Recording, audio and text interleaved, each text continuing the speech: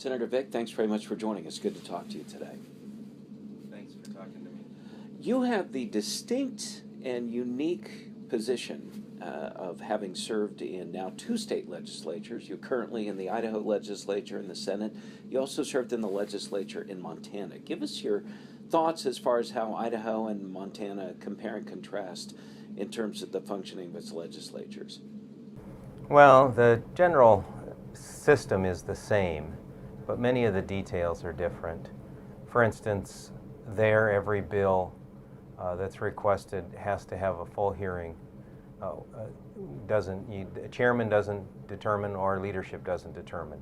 Every bill, minority party, majority party, every bill has a hearing and a recorded vote. And so that makes a significant difference in the tenor, really, of the legislature. Montana met for 90 days every other year, and that 90 days was in statute. And so that also was a significant difference. We worked on Saturdays. A lot of times we worked till 9 or 10 o'clock at night to make sure that everything got done. Now, on the issue of federal funds and the states receiving federal funds, give us your thoughts, generally speaking. We can get into some of the nuances between Idaho and Montana, but generally speaking, having experienced federal funds flowing into the coffers of now 2 state governments, as you have, what does that do to a state? Is that a good idea for state agencies to rely on federal funds? What are your thoughts on that? Well, I have a number of thoughts on that. You know, in both states, while I was there, federal funds have grown as a portion of the budget.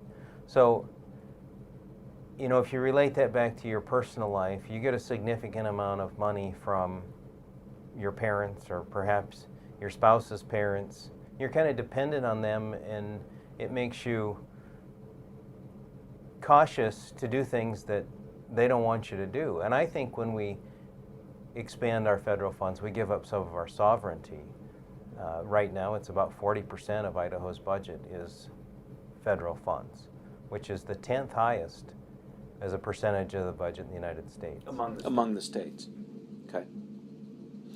There seems to be this mindset, particularly this has come out, I believe, in the debate over whether or not to expand eligibility for Medicaid in our state. There seems to be this mindset that, well, gosh, if this money is coming from Washington, D.C., which has been the promise from the feds to pay for, at least for the first few years of Medicaid expansion, the mindset seems to be that, well, this is kind of free money.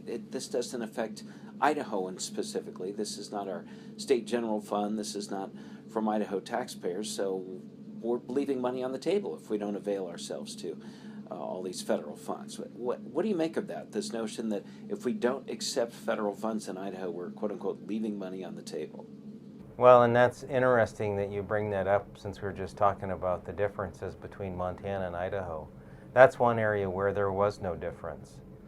The people who want to grow government all say that we got to take every federal penny we can, and that doesn't matter whether that was here or when I was in Montana. But I think that's a bad strategy. I think that it's shown by the huge federal deficit we have. We claim to have a balanced budget, but yet we're using deficit spending by the federal government to balance our budget, as we see that the amount of portion of the federal budget, or the federal dollars that go into the state budget, grows and grows. We're really using federal deficit spending to balance our budget. Now, the argument is also made that, my goodness, Idahoans are sending more money to Washington, D.C. in income taxes and other taxes than we are receiving money back from the federal government to Idaho. So let's take in as much money from Washington as we possibly can. How do you respond to that line of argumentation?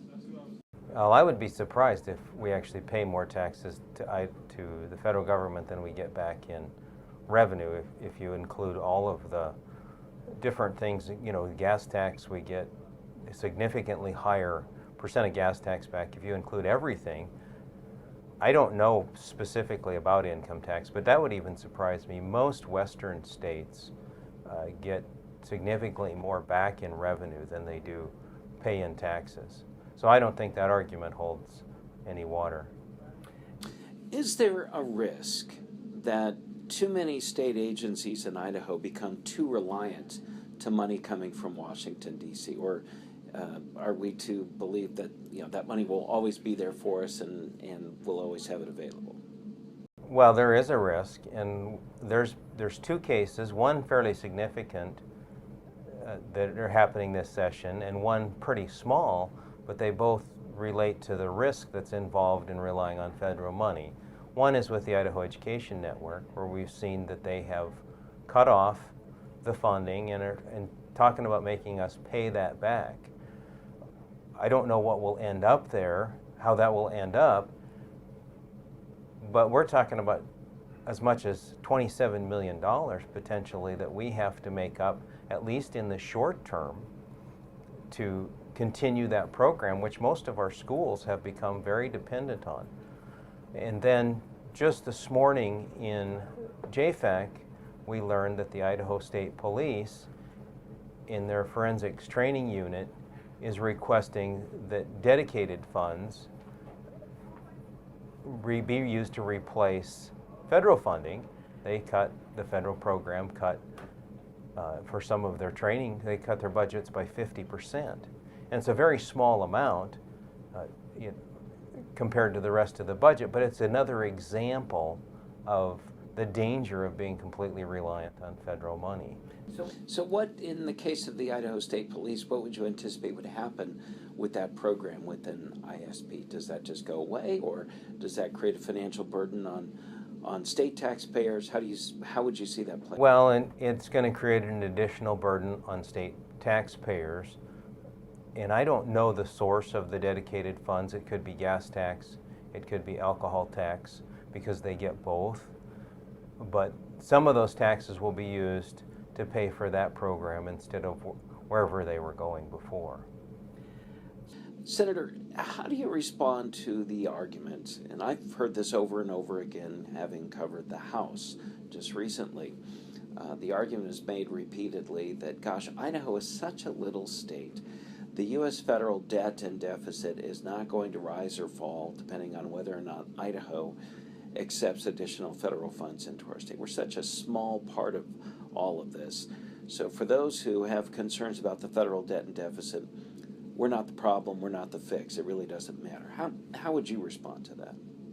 Well, I believe that because others act irresponsibly, it doesn't give you permission to act irresponsibly, even if it doesn't have a huge impact on the federal budget, what we do, whether we, for instance, with Medicaid, whether we expand Medicaid or not. Just in turn, there's other reasons to be against Medicaid expansion, but just on the federal dollars issue, if all states rejected the expansion of Medicaid, it saves billions of dollars. And so we may not have much of an impact by ourselves, but together and standing up for what's right, collectively, we could have a big impact. Senator, do you believe that some members of the legislature go about seeking to appropriate federal funds with the belief that the federal government will always be sending money to the states and there will never be a stoppage? I mean, there seems to be that kind of mindset that we can always rely on the federal government, no matter how bad the deficit, no matter how deep the debt, it'll always be there for us. Is that accurate, that some people seem to go about that in that way? Certainly some do. The argument used to be made, more so than it is now, that if we don't spend the money, somebody else will get our share. With Medicaid, that you can't really make that argument, but with other programs you could. But the argument that the money will always be there, as we see the very, what I term jittery markets, whether that's stock market, currency markets, commodities markets, every time the Fed says something, those markets swing wildly, tells us that everybody's concerned about the federal deficit. And if they ever get serious about it, which I hope they do, it's going to have a significant impact on Idaho's budget. And I think that we should start to wean ourselves away from that dependence now. At 40% of our budget, if they cut federal spending even 10%, that's 4% of our entire state budget, which is about the increase for this year. So we'd have to, I mean, it would, even if the federal government reduced our portion 10%, it's a huge hit. And if they have to go more than that, it could be pretty devastating to a lot of services. Senator, are there things that the Idaho legislature and Idaho and its government generally can learn about federal funds and budgeting, things we can learn from the state of Montana?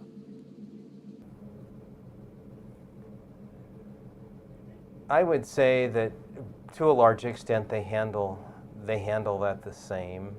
So no, I can't really think of anything. There are some other budgeting differences, but as far as the way federal funds come in and are appropriated, there's not much difference there. The only example I can think of is the $70 million we got for the insurance exchange, where that doesn't run through the state budget system. And we took federal money and gave it to a quasi-independent agency. I don't remember anything like that happening ever before in my political life. This is your second legislature.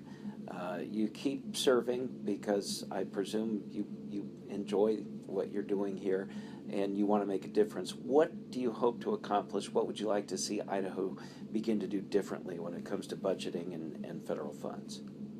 Well, as I mentioned before, I think we need to lessen our dependence on federal funds, and instead of applying for every possible grant and trying to get every penny that we can, we need to assert our independence from the federal government when we can and where we can, so that we can maintain the sovereignty that we have as a state.